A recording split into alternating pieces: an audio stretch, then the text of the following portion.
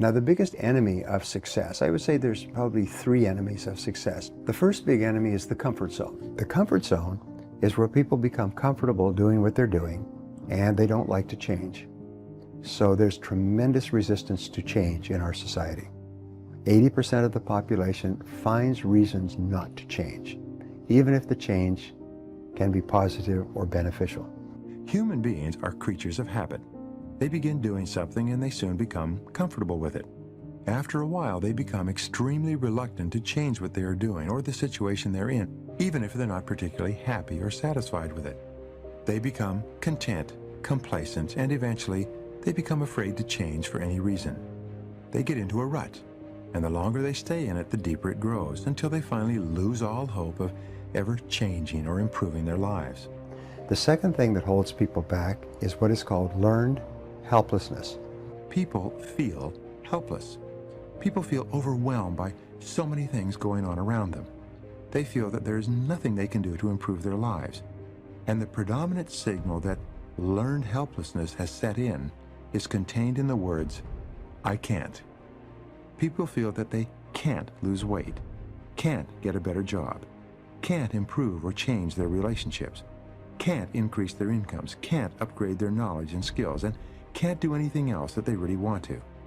They have tried unsuccessfully so many times in the past that they have come to conclude automatically that there is nothing that they can do to change the future.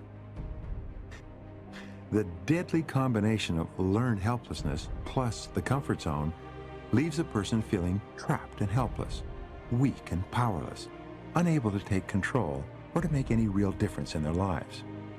But the truth is that there are no real limits on what you can accomplish with your life. Within limits, whatever anyone else has done, you can probably do as well. The very fact that you can set a clear goal for yourself means that you probably have the ability to achieve it.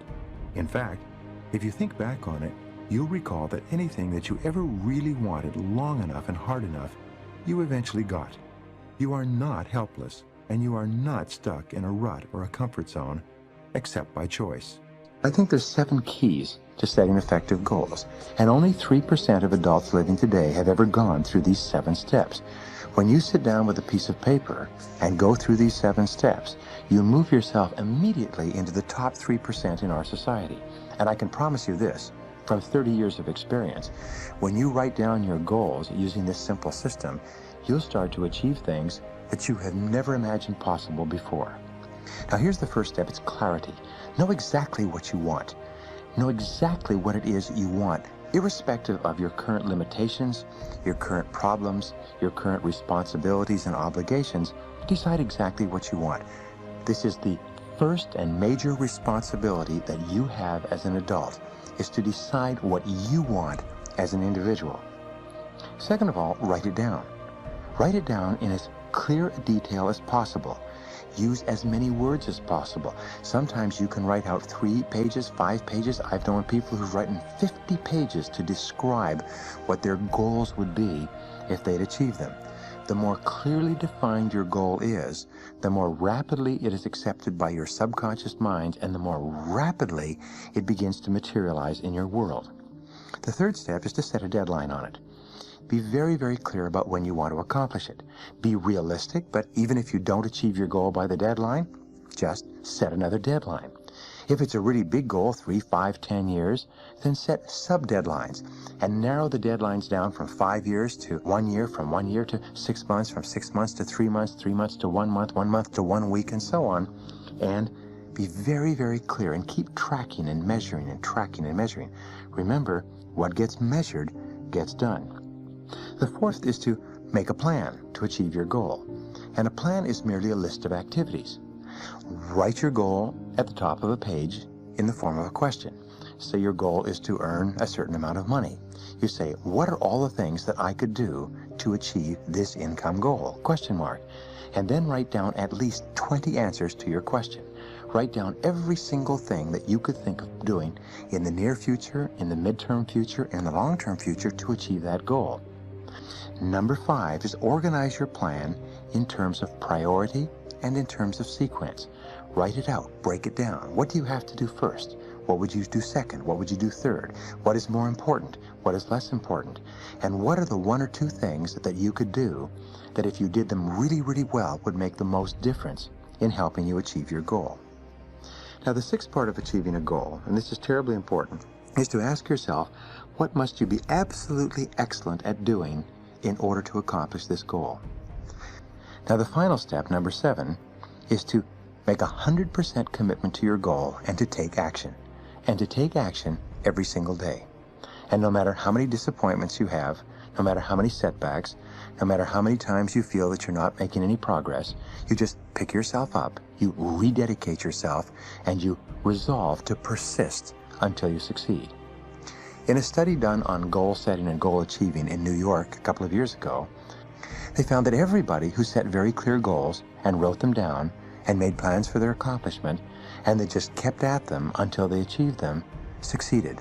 The people who didn't succeed were the people who were either unclear at the beginning or were not persistent enough at the end. Number 2, you got to read what you see. Part of it is just being conscious, right? Body language, reading what you see. Here's what we teach in leadership skills. Don't mistake courtesy for consent.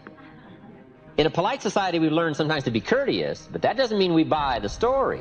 With somebody being polite, smiling and nodding, you got to make sure you don't misread that and stop short of the full persuasion. Don't mistake kindness for acceptance. In a polite society, we've learned to be kind, but that doesn't mean we've accepted. So part of this is a little more subtle in reading in a polite society, whether or not somebody is buying your argument, if they're being persuaded by your presentation. So body language, picking up those signals. Now here's the one that's probably the most effective, but it's probably the most elusive. Reading the emotional signals. This is an area probably where the women have it over the men. Picking up the emotional signals. I think men can learn these skills, but I think women have a lot of this automatically. But it's something we all have to learn.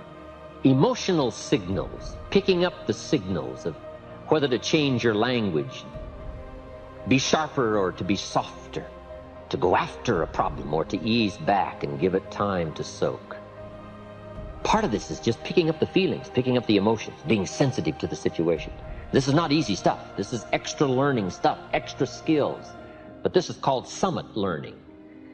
For those extra measures of rewards that come from communicating by learning these extra skills. Very important to read your audience. How are you coming across? What is the effect? From a child to an auditorium full of people. Reading. Now here's the last part. Intensity. Words mixed with emotion. Words mixed with hate. Words mixed with love. Words mixed with faith. Words mixed with courage. That's what's powerful.